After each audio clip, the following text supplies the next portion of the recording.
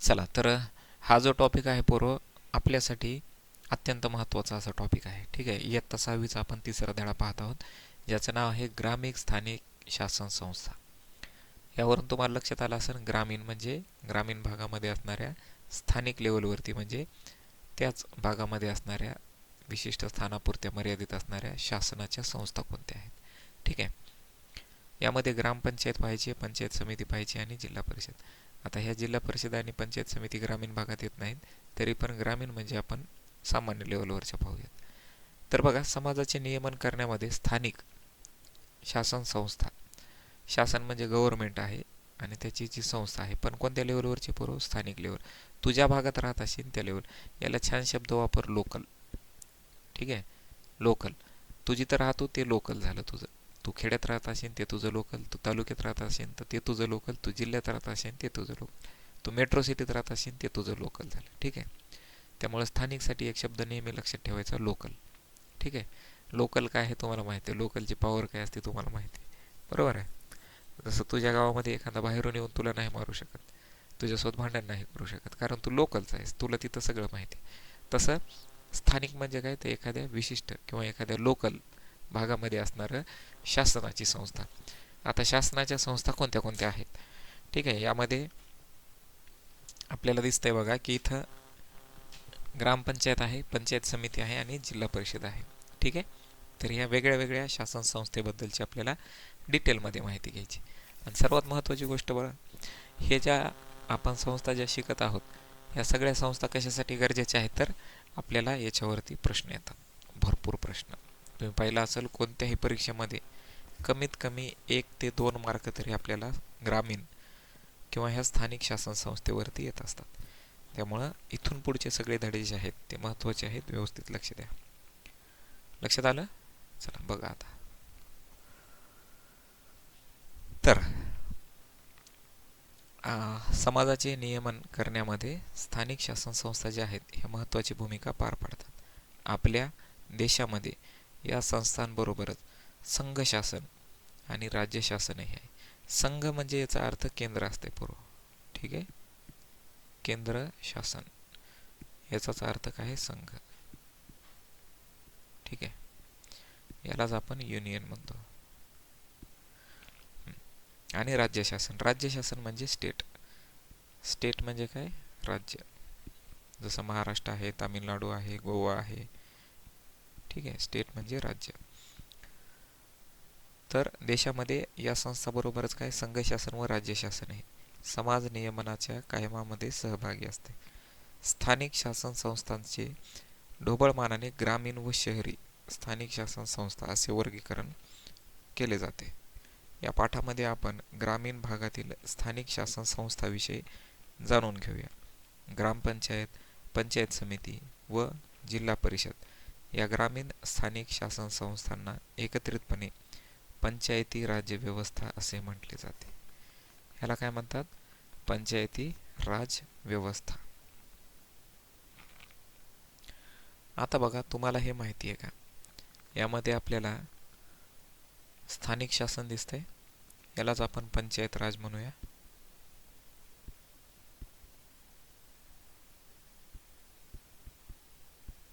त्यानंतर राज्य शासन आणि त्यानंतर संघ शासन, यालाच आपण केंद्र शासन म्हणू. ठीक आहे, तर अशा प्रकारे शासनाची व्यवस्था असते. याला आपण आपल्या देशामध्ये 3 पातळ्यांवरून राज्यकारभार चालतो. संपूर्ण देशाचा राज्यकारभार संघ शासन चालवते, म्हणजे राज्य चालवते, केंद्र चालवते. त्यानंतर संरक्षण असेल, परराष्ट्र व्यवहार असेल व चलन इत्यादी विषय संघ शासनाच्या कक्षेमध्ये येतात. दुसरी पातळीवरती राज्य शासन असते.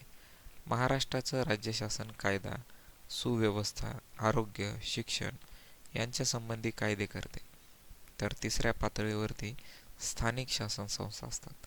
ग्रामीण भागातील स्थानिक शासन संस्थांना पंचायती राज व्यवस्था असं म्हणतात. स्थानिक शासन संस्था यामध्ये आपण जसं वर पाहिलं, आपण 2 भाग करू शकतो. एक आहे ग्रामीण स्थानिक शासन संस्था, दुसरी आहे शहरी. ठीक आहे, यालाच आपण जर पाहिलं, ग्रामपंचायत, पंचायत समिती आणि जिल्हा परिषद, ग्रामपंचायत, पंचायत समिती आणि जिल्हा परिषद असे आपल्याला ग्रामीण शासन संस्थेचे 3 प्रकार पाहायला मिळतात. तर शहरी शासन संस्था जी आहे याचे सुद्धा आपल्याला काही प्रकार पाहायला मिळतात. त्यामध्ये नगरपंचायत आहे, नगर परिषद आहे आणि महानगरपालिका आहे. ठीक आहे. आता बघा, ग्रामीण आणि शहरी या शासन व्यवस्थांना आपण 2 भागामध्ये डिवाइड करू. यामध्ये ग्रामीण, ग्रामपंचायत, पंचायत समिती, जिल्हा परिषद. आता जिल्हा परिषद तर जिल्ह्याला असते, मग ग्रामीणमध्ये कसं येणार? ठीक आहे, तर याबद्दल आपण आता पुढे पाहूया. तर बघा, ग्रामपंचायत. प्रत्येक गावाचा कारभार ग्रामपंचायत करते. 500 पेक्षा कमी लोकसंख्या आहे अशा 2 किंवा अधिक गावांसाठी एकच ग्रामपंचायत असते. तिला गट ग्रामपंचायत म्हणतात. हा प्रश्न आलेला आहे PYQ. ठीक आहे, परीक्षेमध्ये याच्यावरती प्रश्न आलेला आहे. गट ग्रामपंचायत म्हणजे काय? तर 500 लोकसंख्या किंवा त्यापेक्षा कमी असणाऱ्या गावांमध्ये 2 किंवा अधिक गावांसाठी एकच ग्रामपंचायत बनवली जाते. त्याला गट ग्रामपंचायत म्हणायचं. तर आता स्थानिक लेवलला तुम्ही जर समजा एखाद्या गावात राहता, तिथं तुम्हाला विमानतळ लागणार आहे का? नाही. किंवा तिथं तुम्हाला एखादं मिलिटरीची गरज लागणार आहे का? तर नाही. ठीक आहे, तर त्यावेळेला तुम्हाला त्या गावामध्ये काय लागणार आहे? फक्त पाणी लागेल, दिवाबत्ती म्हणजे रस्त्यावरचे लाईट वगैरे लागतील, त्यानंतर जन्म मृत्यूचे दाखले लागणार, विवाहाच्या नोंदी लागणार, इत्यादी कामे करण्यासाठी ग्रामपंचायत जे आहे याचा निर्माण केलेला असतो. तर ग्रामपंचायतीचे पदाधिकारी व अधिकारी कोण कोण असतात? तर यामध्ये सर्वात महत्त्वाचा आहे तो म्हणजे सरपंच. ग्रामपंचायतीच्या निवडणुका दर 5 वर्षांनी होतात. निवडून आलेले सदस्य आपल्यापैकी एकाची सरपंच आणि एकाची उपसरपंच म्हणून निवड करतात. ग्रामपंचायतीच्या सभा सरपंचाच्या अध्यक्षतेखाली होतात. ग्रामसभा तुम्हाला माहीत असेल है ना, त्यालाच ग्रामपंचायतीची सभा म्हणायचं. गावाच्या विकास योजना प्रत्यक्षामध्ये राबवण्याची जबाबदारी सरपंचावरती असते. आणि ग्रामपंचायतीच्या सभा म्हणजे त्यांच्या स्वतःच्या मीटिंग पण असू शकतात त्याच्यामध्ये. ठीक आहे. पुन्हा बघा, योग्य पद्धतीने कारभार न करणाऱ्या सरपंचावरती ग्रामपंचायतीच्या सदस्यांना अविश्वासाचा ठराव मांडता येतो. सरपंच उपस्थित नसेल तेव्हा ग्रामपंचायतीचे कामकाज उपसरपंच पाहतो. त्यानंतर आहे ग्रामसेवक. ग्रामसेवक ग्रामपंचायतीचा सचिव असतो, पदसिद्ध सचिव. ठीक आहे, असा प्रश्न आलेला आहे की ग्रामपंचायतीचा पदसिद्ध सचिव कोण आहे? तर कोण असते? ग्रामसेवक. आता हा जो ग्रामसेवक आहे त्याची नेमणूक कोण करते? तर जिल्हा परिषदेचे मुख्य कार्यकारी अधिकारी. हे सुद्धा प्रश्न आहे. ठीक आहे, हे 6वीचं पुस्तक तुम्हाला वाटत असेल हे काय आपले लहान लेकरासारखं आपण वाचायलो, पण या पुस्तकामधून आपली बेसिक अंडरस्टँडिंग तयार होत असते. आपल्या परीक्षेसाठी जे आपल्याला महत्त्वाचा पाया म्हणतो ना, ते इथून बनते. तर ग्रामसेवक जे आहे याची नियुक्ती कोण करते? जिल्हा परिषदेचे मुख्य कार्यकारी अधिकारी. ग्रामपंचायतीचे दैनंदिन कामकाज पाहणे, ग्रामपंचायतीचा विकास योजना गावातील लोकांना समजावून सांगणे इत्यादी कामे ग्रामसेवक करत असतो. महत्त्वाचे टॉपिक्स आहेत, पूर्व पॉईंट लक्षात ठेवा व्यवस्थित. सरपंचाच्या कार्यकाळाबद्दल पण इथं आहे आणि प्रत्यक्ष निवडणुकीमधून. प्रत्यक्ष का अप्रत्यक्ष आहे यामध्ये दरवर्षी थोडे बदल व्हायलेत, त्यामुळे एकदा हे करेक्शन करून घ्या. ठीक आहे. पुढे आहे ग्रामसभा. आता ग्रामसभेवरती सुद्धा आपल्याला एक प्रश्न पाहायला मिळते. कोणता आहे बघू. ग्रामसभा. ग्रामीण भागामध्ये किंवा गावात राहणाऱ्या मतदारांची सभा म्हणजे ग्रामसभा. मतदारांची म्हणजे याच्यामध्ये लहान लेकरं नाही येऊ शकत का? तर येऊ शकतात. जे मतदार नसतात म्हणजे 18 वर्षाच्या खालचे, त्यांना सुद्धा ग्रामसभेमध्ये येण्याची परमिशन असते. ठीक आहे. पुढे बघा, ग्रामसभा हे स्थानिक पातळीवरील लोकांचे सर्वात महत्त्वाचे संघटन आहे. प्रत्येक आर्थिक वर्षामध्ये ग्रामसभेच्या किमान 6 सभा होणे बंधनकारक आहे. आता यावरून तुम्हाला एक लक्षात आलं असेल की प्रत्येक आर्थिक वर्षामध्ये म्हणजे एका वर्षात 1 वर्ष, यामध्ये असतात किती महिने? पूर्व 12 महिने. बरोबर आहे. तर ह्या 12 महिन्यामध्ये किती सभा होणं बंधनकारक आहे? तर किमान 6 सभा. ह्याच्यामध्ये किती सभा होणं गरजेचं आहे? 6. ठीक आहे, म्हणजे दर 2 महिन्याला एक सभा व्हायला पाहिजे. लक्षात आलं? तर बघा, ग्रामसभा बोलवण्याची जबाबदारी सरपंचावरती असते. ग्रामसभा बोलवण्याची जबाबदारी कोणावर आहे? तर सरपंचावरती. प्रत्येक आर्थिक वर्षाच्या पहिल्या सभेमध्ये ग्रामपंचायतीने सादर केलेल्या वार्षिक अहवाल आणि हिशोबावरती ग्रामसभा चर्चा करते. ग्रामसभेच्या सूचना ग्रामपंचायतीला कळवल्या जातात.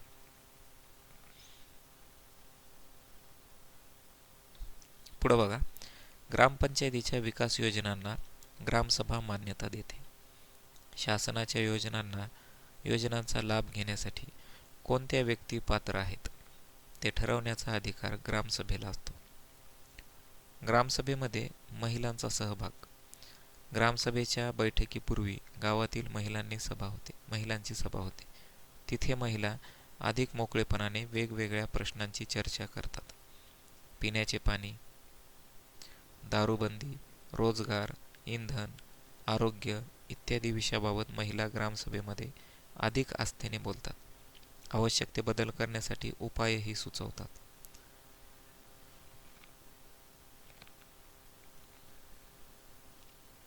इथं बघा ग्रामपंचायत कार्यालय दिसतंय आणि यामध्ये महिला आणि पुरुष हे जे आहेत तर हे काही विषयांवरती चर्चा करत आहेत. याबद्दल आपण थोडंसं बघू. ग्रामपंचायतीच्या निवडणुका तर पार पडल्या. गावामध्ये केवढी धामधूम होती. आता 5 वर्षात गावाचा विकास कसा होतो ते बघू. ग्रामसभा कशासाठी आहे? मग आपण सर्वांनी ग्रामसभेत उपस्थित राहायला पाहिजे. ग्रामपंचायतीने जर चांगला कारभार केला नाही तर तेवढ्याने काय होते? आपण प्रतिनिधींना प्रश्न विचारले पाहिजेत. विकास कामाबद्दल चौकशी केली पाहिजे. आपणही नव्या कल्पना सुचवल्या पाहिजेत. चला पुढे बघू आपण ग्रामपंचायतीच्या उत्पन्नाची साधने. ग्रामपंचायतीकडे पैसा कुठून येते पुरव काम करायला?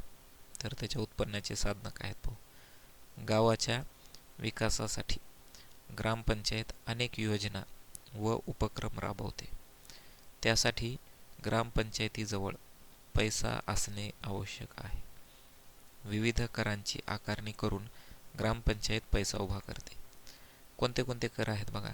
ग्रामपंचायतीच्या उत्पन्नाची साधने कोणती आहेत? सगळ्यात महत्त्वाचं आहे घरपट्टी. दुसरा आहे पाणीपट्टी, म्हणजे याला आपण नळपट्टी पण म्हणतो. नळपट्टी, घरपट्टी. त्याच्यानंतर आहे आठवडा बाजारामधील कर. आठवड्याच्या बाजारामध्ये वेगळे वेगळे जे दुकान असतात त्यांच्यावरती ग्रामपंचायत काहीतरी कर आकारत असते. त्यानंतर यात्रा कर. एखाद्या गावामध्ये जत्रा असेल, यात्रा असेल, तिच्यामध्ये जे दुकान लागतात वेगळे वेगळे आहे ना, स्टॉल्स लागतात, त्यांच्याकडून कर घेतला जाते. आणि राज्य शासन आणि जिल्हा परिषद यांच्याकडून प्रत्येक ग्रामपंचायतीला काही अनुदान मिळत असते. तर हे अनुदान सुद्धा त्यांच्या उत्पन्नाचं साधन आपण यामध्ये गृहीत धरू शकतो. पुढं आहे पंचायत समिती.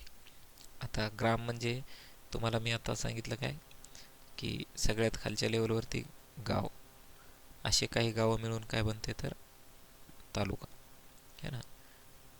आणि ह्या तालुक्यासाठी काय आहे तर तालुका गाव. जसं इथं ग्रामपंचायत होती तसं तालुक्याला काय असणार आहे? पंचायत समिती. आणि अशा अनेक तालुक्यांचं मिळून काय बनते? जिल्हा. ठीक आहे. तर तालुक्याच्या वरती काय येणार आहे? पंचायत समिती. आणि मग ह्या अशा अनेक तालुक्यांचं मिळून बनणार आहे जिल्हा. आणि जिल्ह्याला राहणार आहे जिल्हा परिषद, तुम्हाला माहिती आहे. आणि असे मग काही जिल्हे मिळून बनणार असते राज्य. ठीक आहे, याबद्दल आपण चर्चा करू. आणि पुन्हा मग असे काही राज्य मिळून बनत असते ते म्हणजे देश. ठीक आहे. चला आपण आता दुसरा स्तर पाहत आहोत, ज्याला आपण पंचायत समिती म्हणतो. पंचायत समिती एका तालुक्यातील सर्व गावांचा एकत्रित असा विकास गट असतो. एका तालुक्यातील सर्व गावांचा एकत्रित असा विकास गट असतो. विकास गटाचा कारभार पाहणारी संस्था म्हणजे पंचायत समिती. आता बघा, एका तालुक्यामधील सर्व गावं, ठीक आहे, जसे एखादं एखादा तालुका असेल कोणता पण, तुमचा तालुका घ्या. त्या तालुक्यामध्ये जेवढे गावं आहेत या सगळ्या गावांचा एकत्रितपणे काय केलं जातं, एक विकास गट बनवला जातो. आणि त्याच विकास गटाचा कारभार पाहणारी संस्था कोण असेल तर तिला आपण पंचायत समिती म्हणतो. जनरली पंचायत समिती कुठं असते तर आपल्याला तालुक्याला पाहायला मिळते. ग्रामपंचायत व जिल्हा परिषद यांना जोडणारा दुवा पंचायत समिती असते. महत्त्वाचा पॉईंट आहे, लक्षात ठेवा. ग्रामपंचायत आणि म्हणजे खेड्याला आणि जिल्ह्याला जोडणारा दुवा कोण आहे तर पंचायत समिती आहे. पुढे बघा, पंचायत समितीचे पदाधिकारी कोण असतात. पंचायत समितीच्या निवडणुका दर 5 वर्षांनी होतात. निवडून आलेले प्रतिनिधी जे आहेत आपल्यापैकी एकाची सभापती आणि एकाची उपसभापती म्हणून निवड करतात. पंचायत समितीच्या सभा बोलावणे आणि सभांचे कामकाज चालवणे ही जबाबदारी सभापतीची असते. सभापतीच्या अनुपस्थितीमध्ये उपसभापती काम पाहतो.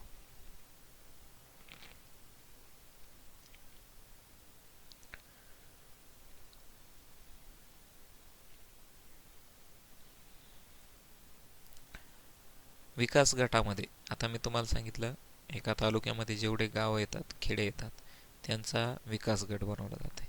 ठीक आहे. आणि त्याच्यावरती काय असते तर पंचायत समिती, त्यालाच पंचायत समिती म्हणतो. त्या योजनांचा आराखडा पंचायत समिती तयार करते. प्रत्येक महिन्यामध्ये पंचायत समितीची एकतरी सभा होणे आवश्यक असते. प्रत्येक महिन्याला पंचायत समितीची किमान एक सभा होणे आवश्यक आहे. खेड्याला किती होत्या पूर्व? 2 महिन्याला एक सभा होती. पंचायत समितीला एका महिन्याला एक. लक्षात आलं. आता बघा, पंचायत समितीला जिल्हा निधीतून काही रक्कम मिळते.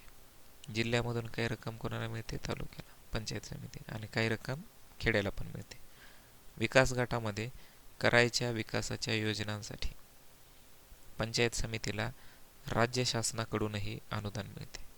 पंचायत समितीला कोणाकडून मिळते? राज्याकडून. त्याच्यानंतर जिल्हा परिषद ZP कडून. ठीक आहे. आणि तालुक्याला कोणाकडून मिळते? खेड्याला कोणाकडून मिळते? ग्रामपंचायतीला. चला बघा, इथं आपण लिहिलं होतं जिल्हा परिषद यांच्याकडून आणि राज्य शासनाकडून. ठीक आहे. म्हणजे स्टेटकडून आणि ZP कडून. ठीक आहे. तालुक्याला कोणाकडून मिळते? राज्य शासनाकडून आणि जिल्हा परिषदकडून. लक्षात आलं. आता पुढे बघा, व्यवहारांवरती अध्यक्षांचे नियंत्रण असते. तर हे नाही, इथपर्यंतच आहे पंचायत समिती. हे डायग्राम बघू आता. पंचायत समितीची कामे कोणती कोणती आहेत तर बघा, पंचायत समितीची कामे यामध्ये लोकांची कामे म्हणून रस्ते, गटारे, विहिरी, कुंपण नलिका अशा प्रकारे पाण्याची व्यवस्था करणे असेल, विहिरी असेल, गटारे असतील, रस्ते असेल, लाईट असेल रस्त्यावरची, या सगळ्यांची जे काही कामे आहेत हे करण्याचं काम पंचायत समितीचं असते. त्यानंतर आरोग्य, रोग प्रतिबंधात्मक लसा ज्या आहेत, लसीकरण, हे सगळं लसीकरण करण्याचं काम पण पंचायत समितीचं. पाणी पुरवठा, स्वच्छ पिण्याचे पाणी पुरवठा करणे.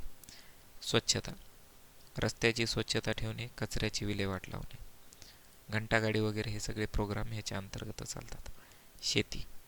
शेती व पशुधन सुधारण्यासाठी शेतकऱ्यांना मदत करणे. पशुधन म्हणजे गाई, म्हशी, जे काही जनावरं शेतकरी पाळत असते त्याला पण काय म्हणतात तर ते पण एक शेतकऱ्यासाठी धन आहे ना, म्हणून त्याला काय म्हणतात? पशुधन.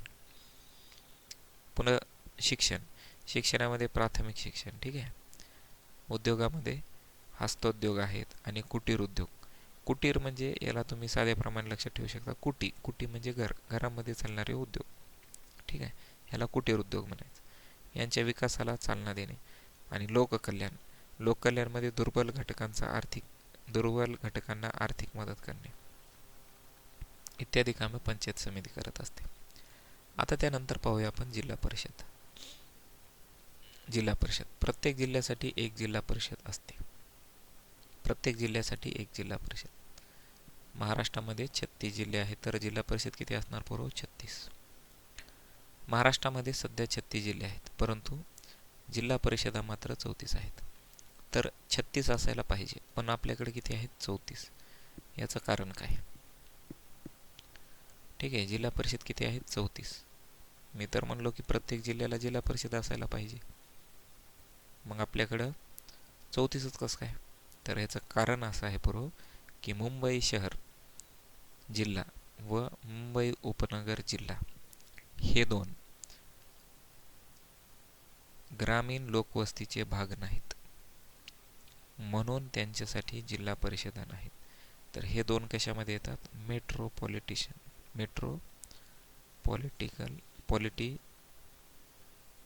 मेट्रोपॉलिटिशियन सिटी म्हणू आपण त्याला. ठीक आहे, लक्षात आलं? मेट्रो सिटीज म्हणू आपण त्याला शॉर्टकट. त्यामुळे ह्या दोघांना काय नाही, जिल्हा परिषद नाही. लक्षात आलं तुम्हाला? कारण त्याच्यामध्ये तालुके बी नाहीत, त्याच्यामध्ये गाव पण नाहीत, त्यामुळे आपल्याला ह्या दोनला याच्यामध्ये नाही घेता येणार. तर आपल्याकडे जिल्हा परिषद किती आहे पूर्व? 34 जिल्हा परिषद. पण जर आपल्याला असा प्रश्न आला जिल्हा परिषदची संख्या किती आहे, ऑप्शन आपल्या पुढे 36 असेल तर तुम्ही जाऊन 36 टिक नाही करायचं, कारण तुम्ही म्हणता प्रत्येक जिल्ह्यासाठी एक जिल्हा परिषद असते है ना. पण आपल्याकडे किती जिल्हा परिषद आहेत? 34. मग असा बी प्रश्न येऊ शकते की कोणत्या जिल्ह्यांसाठी जिल्हा परिषद नाही, तर ते आहे मुंबई शहर आणि मुंबई उपनगर. या दोघांना जिल्हा परिषद आहे का? तर नाही. जिल्हा परिषदेचे पदाधिकारी. जिल्हा परिषदेच्या निवडणुका दर 5 वर्षांनी होतात. निवडून आलेले प्रतिनिधी आपल्यापैकी एकाचे अध्यक्ष आणि एकाची उपाध्यक्ष म्हणून निवड करतात. जिल्हा परिषदेच्या सभांचे अध्यक्षपद जिल्हा परिषद अध्यक्षांकडे असते. सभांचे कामकाज त्यांच्या नियंत्रणाखाली चालते. जिल्हा परिषदेच्या आर्थिक व्यवहारांवरती अध्यक्ष नियंत्रण असते. ठीक आहे, अध्यक्षांचे नियंत्रण. जिल्हा परिषदेच्या निधीतून योग्य तो खर्च करण्याचा अधिकार जिल्हा परिषदेच्या अध्यक्षाला असतो. अध्यक्षाच्या गैरहजेरीमध्ये ही सर्व कामे उपाध्यक्ष पार पाडतो. तुम्हाला हे माहिती आहे का जिल्हा परिषदचा कारभार कसा चालतो? जिल्हा परिषदेचा कारभार विविध समित्यांमार्फत चालतो. या समित्या कोणत्या आहेत? तर वित्त समिती. ह्या महत्त्वाच्या समित्या आहेत ना पूर्व, लक्षात ठेवा. काय? वित्त समिती. दुसरी आहे कृषी समिती. तिसरी आहे शिक्षण समिती, आरोग्य समिती, जलव्यवस्थापन स्वच्छता समिती इत्यादी समित्या आहेत. किती आहेत मोजू आपण एकदा. 1 2 3 4 5. ठीक आहे. त्यानंतर महिला व बाल कल्याण समिती महिलांचे आणि बालकांचे प्रश्न सोडवते किंवा विचारात घेते. तर ह्या काही महत्त्वाच्या समित्या आहेत, लक्षात ठेवायचं. जिल्हा परिषदेचा जर महत्त्वाचा अधिकारी पाहिलं तर ज्याला आपण मुख्य कार्यकारी अधिकारी म्हणतो. जिल्हा परिषदेने घेतलेल्या निर्णयांची प्रत्यक्ष अंमलबजावणी जिल्हा परिषदेचा मुख्य कार्यकारी अधिकारी करत असतो. त्याची नेमणूक राज्य शासन करते. ठीक आहे. आता बघा, तुम्ही काय कराल? कल्पना करा तुम्ही जिल्हा परिषदेचे मुख्य अधिकारी आहात, कार्यकारी अधिकारी. तुमच्या जिल्ह्यामध्ये तुम्ही कोणत्या विकास कामाला प्राधान्य द्याल? आता जिल्हा परिषदेचे कामे कोणते आहेत? शिक्षण विषयक सुधारणा करणे, आरोग्य विषयक सुधारणा करणे, सुविधा प्रोव्हाइड करणे,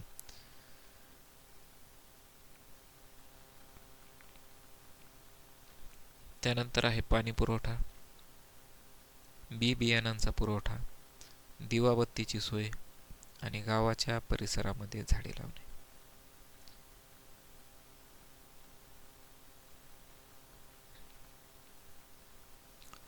चला, तुम्हाला हे माहिती आहे का 1992 मध्ये 73वी आणि 74वी संविधानामध्ये दुरुस्ती झालेली आहे. याला घटना दुरुस्ती म्हणतो आपण. या दुरुस्तीने ग्रामीण व शहरी स्थानिक संस्थांना संविधानामध्ये स्थान दिले. परिसराचा विकास कार्यक्षम रीतीने करण्यासाठी त्यांच्या अधिकारामध्ये वाढ केली. त्यांच्या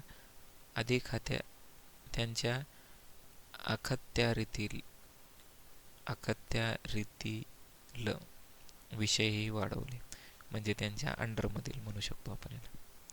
मराठी जरा डेंजर असते पूर्व, जरा व्यवस्थित वाचत.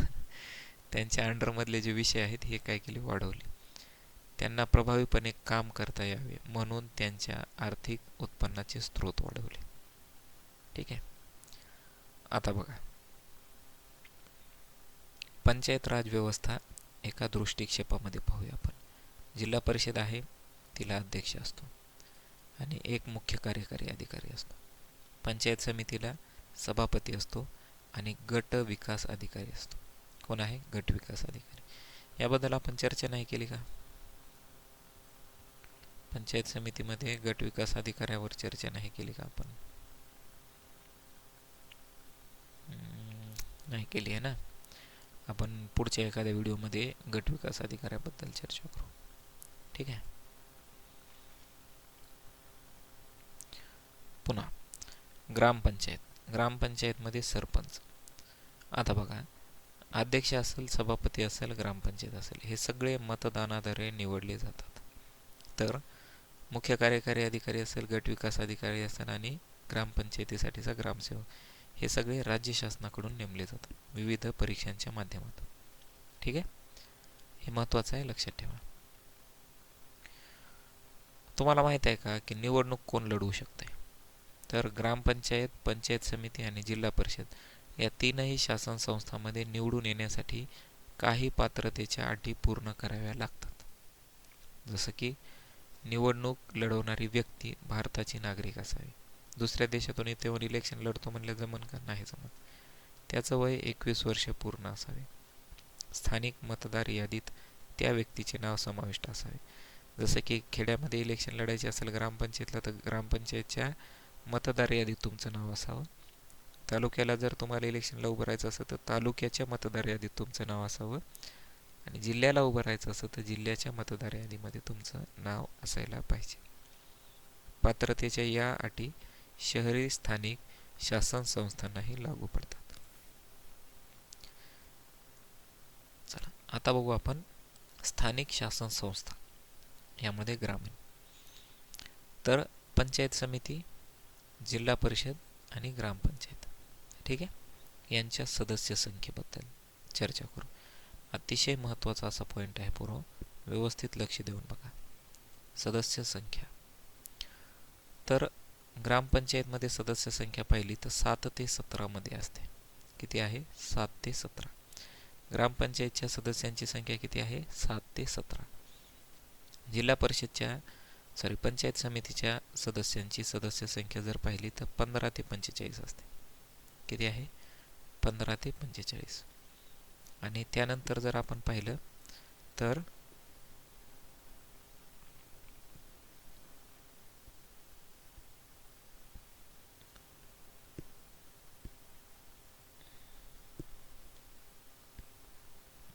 चला 15 ते 45 पंचायत समिती. आणि जिल्हा परिषदसाठी पाहिलं तर ती आहे 50 ते 75. ठीक आहे. 50 ते 75 लक्षात राहील.